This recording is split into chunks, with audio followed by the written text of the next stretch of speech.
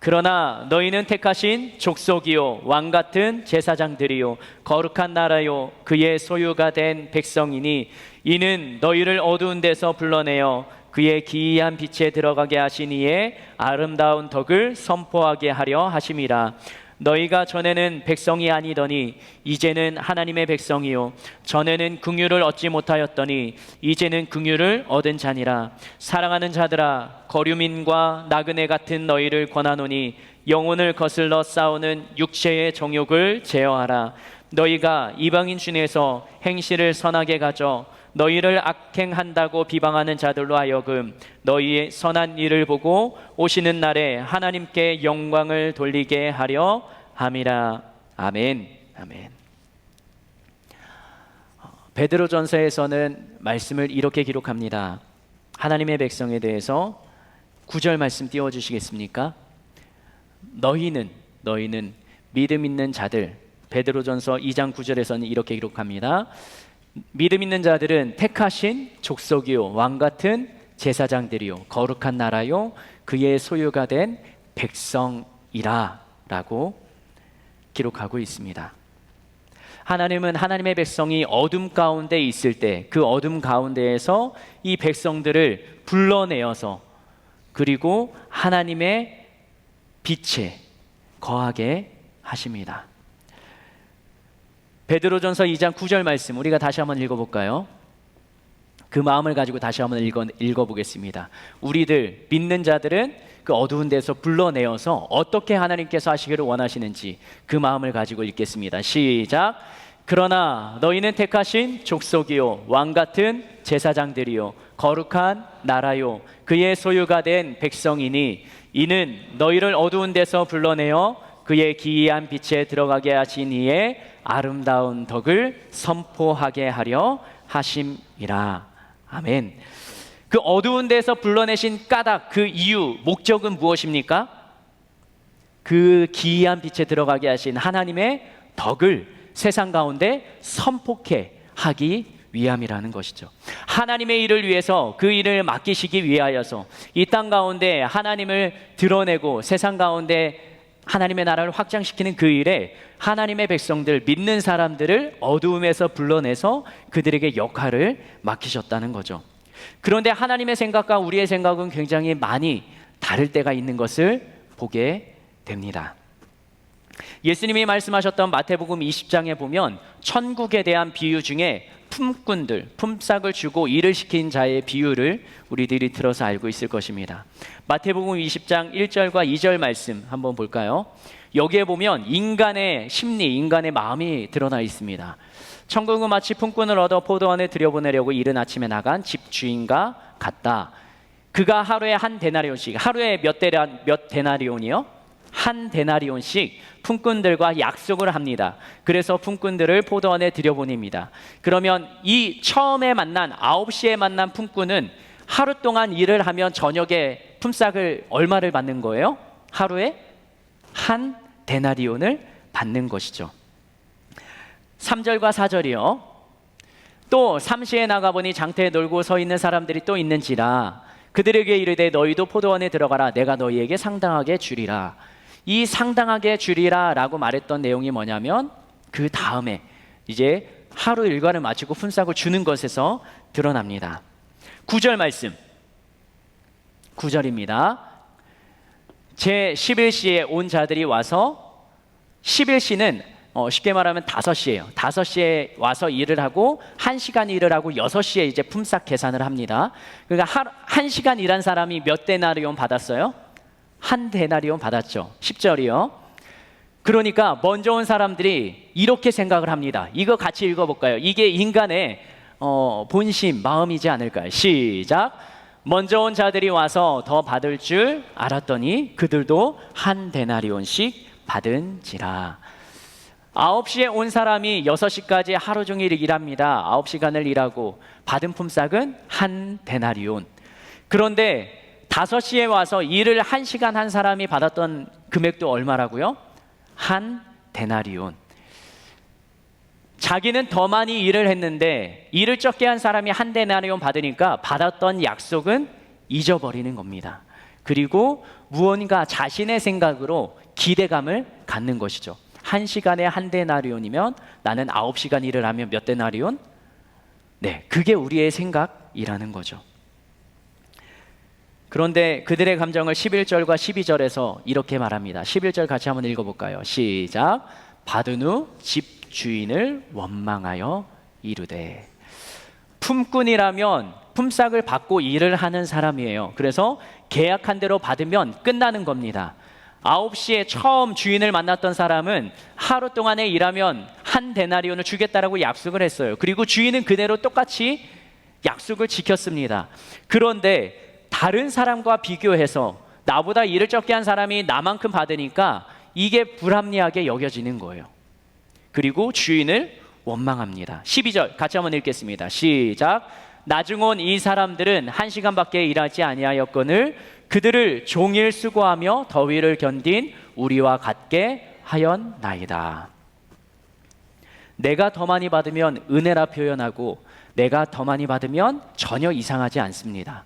그런데 나보다 다른 사람이 더 많이 받으면 그때 인간의 감정은 불편하게 변하게 됩니다. 인간이라는 존재는 다 나 중심적으로 생각을 하기 때문에 그렇습니다. 이 말을 다른 표현으로 한다면 나 외에 다른 사람을 이해하고 다른 사람을 배려하기에는 굉장히 어려운 존재가 인간이라는 것입니다. 이것을 다른 말로 하면 욕심이라고 하죠. 내가 더 많이 가지고 내가 더 많이 누려야 되는 것. 그런데 이것은 하나님의 마음이 아니에요. 하나님의 진짜 마음은 무엇이냐? 마태복음 20장 13절 말씀 같이 한번 읽겠습니다. 시작. 주인이 그 중에 한 사람에게 대답하여 이르되 친구여 내가 네게 잘못한 것이 없노라. 네가 나와 한 데나리온의 약속을 하지 아니하였느냐? 14절이요. 내 것이나 가지고 가라. 나중 온 이 사람에게 너와 같이 주는 것이 내 뜻이니라. 하나님은 약속을 지키시는 분이에요. 불평한다고 해서 더 주시는 분이 아닙니다. 하나님의 선의 기준은 하나님 자신이에요. 사람이 하나님에 대해서 다른 사람을 더 많이 복 내려주고 나를 복을 안 주신다 해서 나는 고난 가운데 있다 해서 하나님은 선하지 않는 분이라고 불평할 수 없다라는 것이죠. 사람마다 상황과 환경은 다르고 그에게 주시는 하나님의 말씀과 하나님의 은혜는 다르기 때문입니다. 여기 마태복음 20장에 등장하는 품꾼, 9시에 왔던 그 품꾼의 마음속에는 우리들의 마음속에 있는 것처럼 욕심, 나의 생각 가장 크게 자리 잡고 있었습니다. 그러면 이 육신의 욕심을 어떻게 해야 하는가? 베드로전서 2장 11절 말씀, 여기에 그 해답이 있습니다. 베드로전서 2장 11절 같이 읽겠습니다. 시작. 사랑하는 자들아 거류민과 나그네 같은 너희를 권하노니 영혼을 거슬러 싸우는 육체의 정욕을 제어하라. 영혼을 거스르는 하나님의 마음, 하나님의 뜻을 거스르는 그 육체의 정욕을 어떻게 하라고요? 제어하고 절제하라는 것입니다. 왜 그런가요? 12절 말씀이에요. 시작. 너희가 이방인 중에서 행실을 선하게 가져 너희를 악행한다고 비방하는 자들로 하여금 너희 선한 일을 보고 오시는 날에 하나님께 영광을 돌리게 하려 함이라. 아멘. 왜 나의 정욕을 제어하고 나의 욕심을 제어해야 하는가?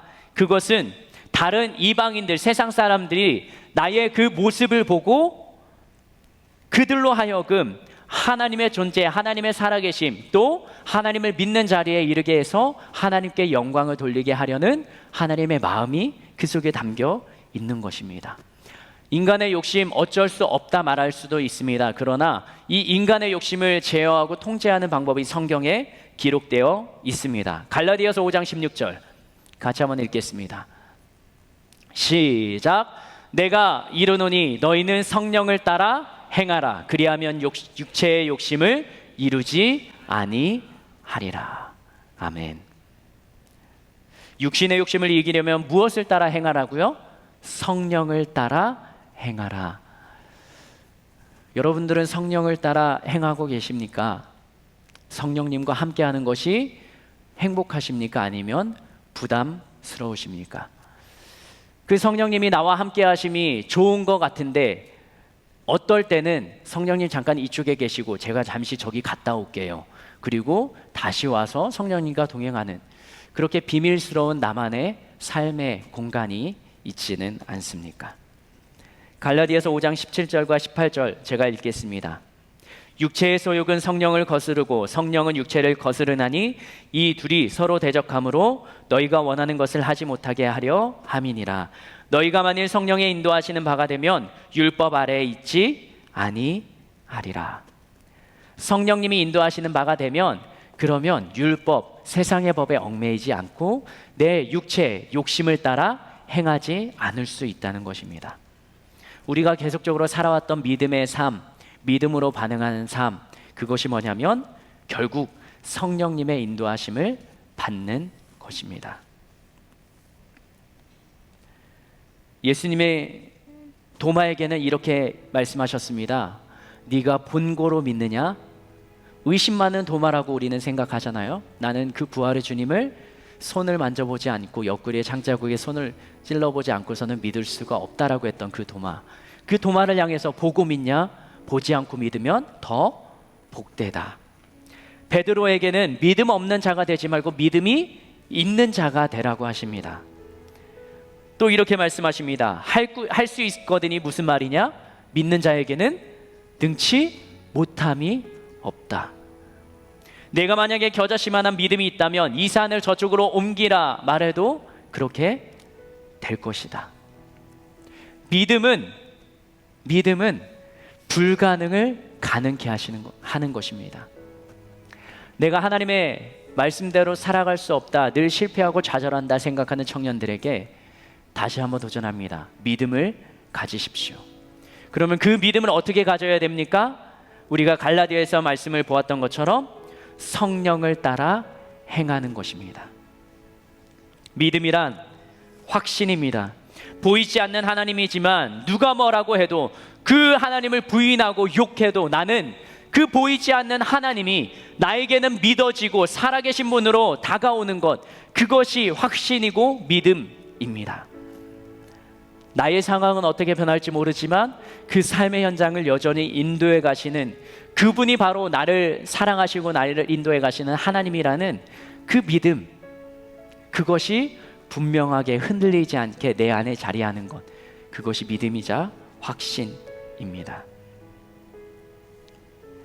어떤 이들이 이렇게 말합니다.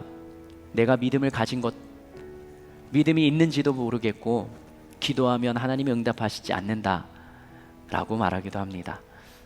우리의 모든 기도에 하나님은 응답하시지 않아요. 그게 정답이에요. 어떤 건 응답하시기도 하지만 어떤 건 응답하지 않으시기도 합니다. 왜냐하면 그것이 내 욕심, 나의 정욕에 따른 간구, 부르짖음일 때 그렇습니다.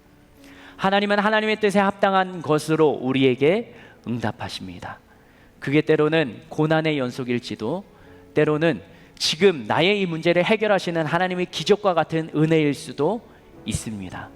그러나 그 자리를 여전히 나는 믿음으로 살아내고 버티는 힘, 그것이 바로 우리가 지켜가야 될 믿음입니다. 이번에 수련회 강사로 오셨던 이요셉 작가님, 굉장히 조용조용한 분이세요. 저 밥 먹으면서 이야기하면서도 저도 조용한데 그분도 조용해서 쉽지 않았습니다. 말씀을 하시면서 그 아까 영상 중에 세민 형제가 그랬나요? 뜨겁고 열정이 넘치는 거 아니군, 대한 형제였군요. 네, 죄송합니다. 그렇진 않았지만, 기대한 것 같진 않았지만, 이전과는 같진 않았지만 잔잔한 감동이 있었어요. 저도 계속 뒤에서 메모하면서 나에게 주시는 내가 반응해야 되는 삶의 모습, 그것에 대해서 적어 내려갔습니다. 그분이 살아갔던 삶은 여러분도 유튜브 찾아서 한번 들어보세요. 지금 내가 살고 있는 이 집이 이 집에서 살다가 만약에 내가 사역하는 돈이 떨어지면 이것을 반으로 쪼개서 작은 곳으로 이동해요. 그리고 남는 돈으로 다시 사역을 합니다. 그리고 작은 집에 살다가 사역 비용이 떨어지면 다시 그것을 쪼개고 더 작은 집으로 가요. 그리고 또 그 남은 돈으로 사역을 합니다. 근데 더 이상 쪼갤 수 있는 집이 아니다 그러면 살아계신 부모님 밑으로 들어간대요. 그리고 그걸 사역비로 사용할 만큼 그 두 부부는 하나님을 신뢰하고 하나님의 일에 미친 사람이었어요. 그분이 살아갔던 삶의 연장처럼 우리 모두 살아갈 수는 없어요. 하지만 그렇게 반응하는 믿음의 결단과 나의 삶 속에 어떻게 믿음으로 반응할지는 우리에게 도전과 의미로, 하나님이 주시는 음성과 감동으로 여러분에게 다가갔을 것입니다. 그 작가님이 우리 청년들에게 영상 편지를 하나 보내오셨거든요.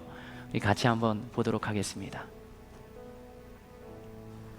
잠시만요. 굉장히 그 형식을 차리는 분이 아니세요. 제가 뭐 그렇긴 하지만 이어폰 끼고 편하게 들어주시면 되겠습니다. 네. 하늘비전 교회 청년부 여러분, 이렇게 영상으로 다시 인사를 전합니다. 반갑습니다. 수련회 기간 동안에 어떤 은혜를 받으셨는지 너무 기대가 됩니다. 제가 나누는 여러 가지 이야기들은 제가 말씀을 전하면서도 이야기했지만 일반적이지 않고 또 하나님이 제게 허락하신 시간들입니다. 하지만 여러분들에게는 하나님이 또 다른 당신의 뜻과 계획을 가지고 있을 거라 믿습니다.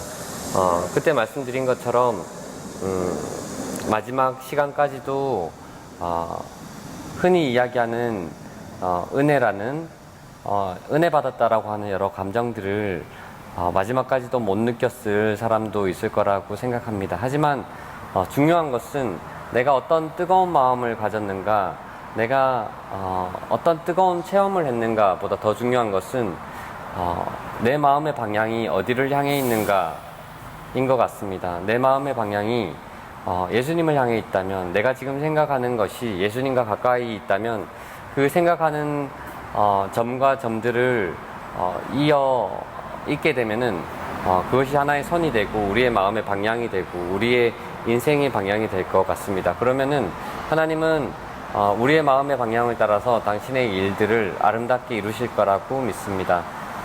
여러분들의 마음의 방향을 응원하며 이만 인사드리겠습니다. 만나서 너무 반가웠습니다.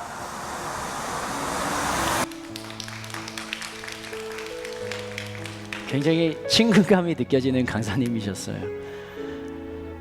믿음이라는 것은 상황에 흔들리지 않는 것이에요.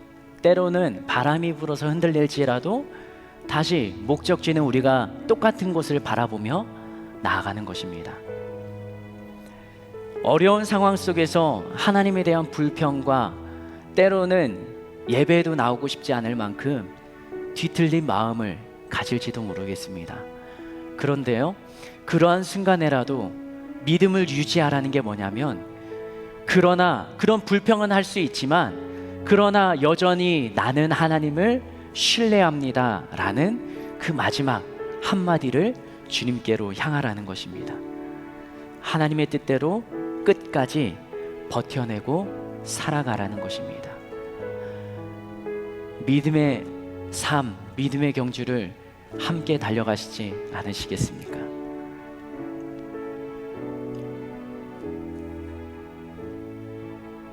이 땅에서 살아가는 삶의 기준은 지금 내가 원하는 대로입니다.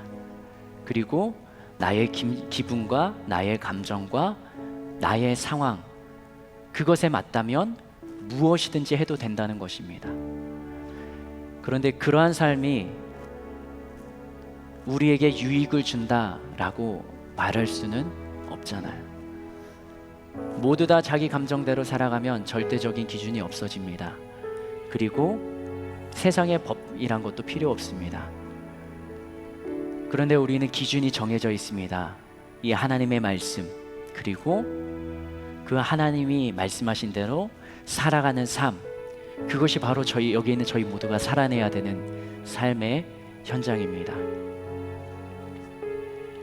시간 눈을 감고 기도하기를 원합니다.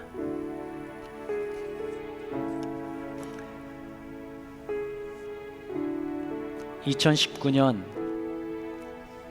8월 18일, 오늘이 누군가에게는 똑같이 반복되는 주일, 어제와 같은 하루일지 모르겠습니다. 그런데 어떤 사람에게는 이 2019년 8월 18일이 자신의 믿음의 반전이 일어나는 때, 나의 삶의 전환점이 일어나는 때일지도 모르겠습니다. 그 사람이 누구냐? 이전과는 다른 삶을 살아가겠다 결단하고 다짐하는 청년들입니다. 늘 포기하고 늘 쓰러지고 늘 좌절하고 넘어지는 나의 모습 때문에 오늘도 여전히 나는 그럴 수밖에 없다라고 하는 그 마음을 가지고 돌아가는 청년들에게는 이날이 의미 있게 다가가지 않습니다. 그러나 나도 한번 그런 삶을 살아보겠다. 나도 이제는 주님의 손을 붙잡고 나아가겠다. 하나님이 나를 택하셨으니, 나를 어둠에서 불러내셨으니 나는 이제 하나님의 자녀다. 나는 믿음으로 살아갈 수 있다. 나도 믿음으로 오늘 하루 살아내 보겠다라고 다짐하고 결단하는 청년들에게 주님은, 성령님은 그 안에서 역사하시며 그 안에서 육체의 정욕과 육신의 욕심을, 그것을 제어하며 통제하며 주님의 뜻에 따라 살아갈 수 있는 삶의 현장을 살아가게 우리들의 삶 속에 그런 은혜를 주실 것입니다. 시간 하나님, 나도 주님의 말씀에 반응하며 주님 앞에 믿음으로 반응하는 자 되게 하여 주시옵소서. 나의 방향을 주님께로 고정하며 주님 앞에 나아가는 자 되게 하여 주시옵소서. 나의 삶의 현장 가운데 주님 역사하여 주시옵소서. 예수여 세 번 부르며 기도합니다.